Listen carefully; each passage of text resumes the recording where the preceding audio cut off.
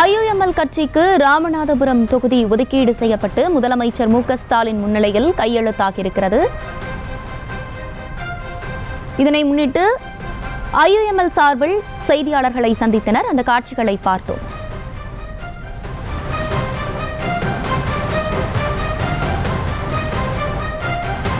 இது குறித்தான மேலும் விவரங்களோடு இணைகிறார் செய்தியாளர் பாரி கார்த்திக். தொடர்ந்து விவரங்களை பதிவு பண்ணலாம். வணக்கம்.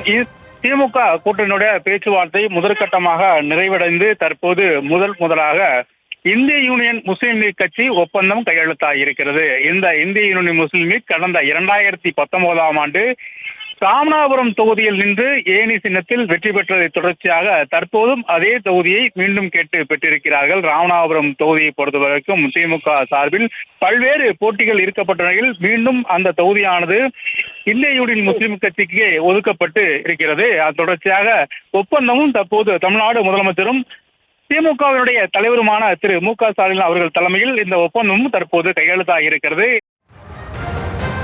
விவரங்களை வழங்கியமைக்கு நன்றி பாரி கார்த்திக். செய்திகளை உடனுக்குடனும் துல்லியமாகவும் தெரிந்து கொள்ள சப்ஸ்கிரைப் பண்ணுங்க.